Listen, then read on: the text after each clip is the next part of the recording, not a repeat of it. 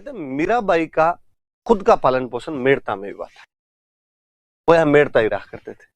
दुद्धा जी जो थे मेड़ता के राजा, या जो मीराबाई के दादाजी हैं, भगवान कृष्ण के बहुत बड़े भक्त थे। तो कहते हैं दुद्धा जी भक्त थे, तो मीराबाई का स्वभाव तो है कि घर में जैसा माहौल होता है वो माहौल बच्चों को मिलता है। तो मीराबाई भी भगवान कृष्ण को मानती थी, खूब ही मानती। एक बार की बात है, मेड़ता में बारात आई हुई थी। मीरा बच्ची थी, अपने दादा दादी के साथ में खड़ी बारात देख रही थी। बाल उत्सुकतावश जिज्ञासावश सवाल पूछ रही थी, ये कौन है जो घोड़ी पर बैठा हुआ है? कहा गया तो दुल्हा है। घोड़ी पे क्यों बैठा हुआ है? तो इसकी शादी है। नए कपड़े क्यों पहन रखे? तो शादी में नए कपड़े पहनते हैं। किससे होगी इसकी शादी? तो वो दुल्हन है। बच्ची ने पूछते पूछते पूछ लिया, तो मेरी शादी किससे होगी? लगा दादा दादी को, यार क्या जवाब दे बच्ची को, और कुछ दिमाग में आया नहीं। वहां भगवान कृष्ण का मंदिर था पास में, भगवान कृष्ण की पूजा करती थी। मीरा भी साथ में खड़ी रहती, वो जानती थी कृष्ण भगवान है। और उन्होंने कहा कि तेरे पति ये है, भगवान श्री कृष्ण है। कहते मीराबाई ने इस बात को थोड़ा सीरियस ही ले लिया। मीराबाई भगवान कृष्ण को अपना पति मानते थे, सगुण पूजा करते। मीराबाई भगवान कृष्ण को अपना पति मानकर कैसी पूजा किया करती थी? सगुण पूजा किया करती। बड़ी हुई मीरा राजकुमारी थी, वो मेड़ता की। राणा सांगा के सुपुत्र ज्येष्ठ पुत्र भोजराज के साथ में उनकी शादी की गई। पर मीराबाई कृष्ण भक्ति में इतने लीन हो गए थे, मारो तो गिरधर गोपाल दूसरों ना कोई वाली फीलिंग थी उनकी। उनका यह मानना था कि दुनिया में मर्द एक ही है, भगवान कृष्ण। मेरी उससे शादी हो गई। तो जब वो ससुराल गए अपने, तो उन्होंने अपने पति को भी कहा कि ठीक है, सांसारिक जीवन चक्र है, सारे रिश्ते नाते निभाने ही पड़ते हैं, विधि विधान जो है वो सारे करने पड़ते हैं। मेरी भी आपके साथ शादी हुई है, पर मैं जिस तरीके से सांसारिक रिश्ते निभाए जाते हैं, विवाह का जो एक पति पत्नी के बीच का रिश्ता होता है, वो मैं निभा नहीं पाऊंगी। मैं पति भगवान कृष्ण को मानती हूं, मैं सारे दिन पूजा पाठ में ही रहूंगी। भोजराज जी बेहद महान आदमी। भोजराज जी ने कहा मीराबाई को, निश्चिंत रूप से पूजा पाठ कीजिए, आपको इधर सांसारिक मोह माया की तरफ ध्यान देने की आवश्यकता भी नहीं। कहते हैं भोजराज जी ने मीराबाई के पूजा पाठ में किसी भी प्रकार का व्यवधान उत्पन्न नहीं किया था। अरे लोग अक्सर मजाक उड़ाते, भोजराज जी को कहते कि तुम्हारी वाइफ तो भगवान कृष्ण में ज्यादा ध्यान देती है, तुम्हारी तरफ तो ध्यान ही नहीं है, तुम्हारे से कम प्यार करती है, भगवान कृष्ण से ज्यादा प्यार करती है। और भोजराज जी का क्या रिप्लाई है शानदार।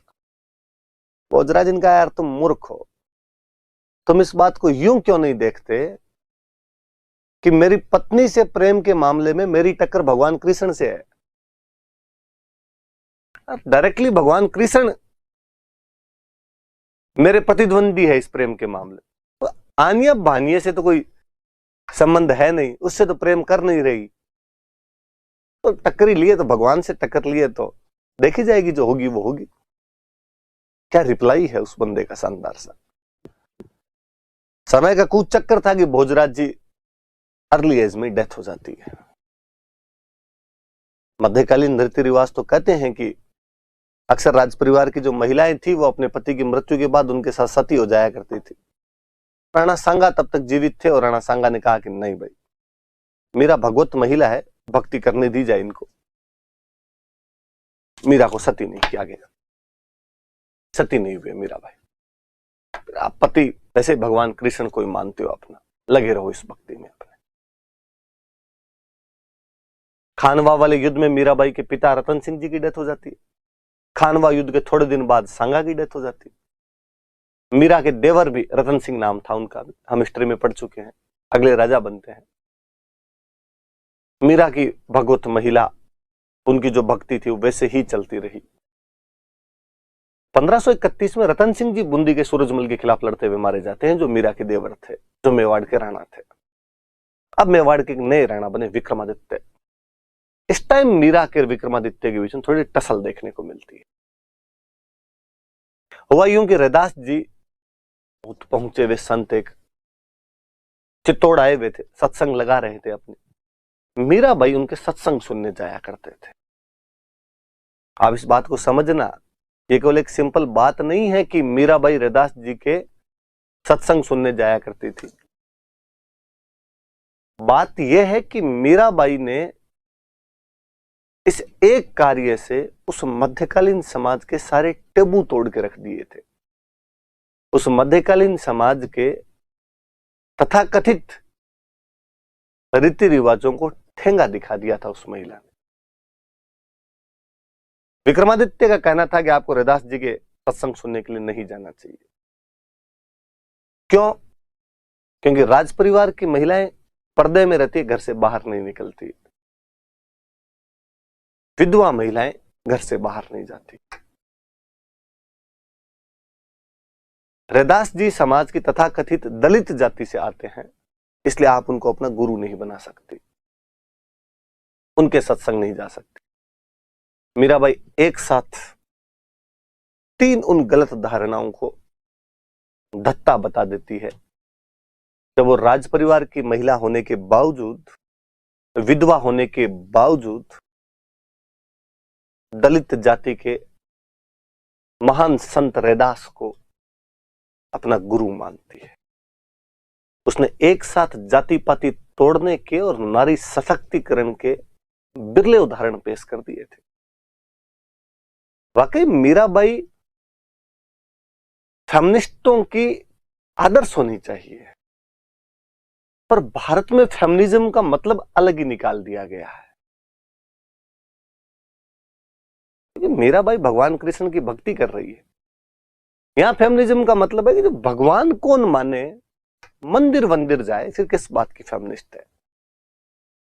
मुझे लगता है यार, मीराबाई वह पहली महिला है भारत की जो ये कह रही है माई लाइफ माई चॉइस। ऐसा मैं नहीं कह रहा, ऐसा गांधी जी और कहते हैं। गांधी जी कहते हैं कि अन्याय के खिलाफ संघर्ष करने के 2 रास्ते हैं, आइदर वायलेंस और नॉन वायलेंस। या तो जो कोई आप पर अन्याय कर रहा है, तलवार निकालो, लड़ लो उससे। लड़ी थी झांसी की रानी लक्ष्मीबाई 57 की क्रांति में।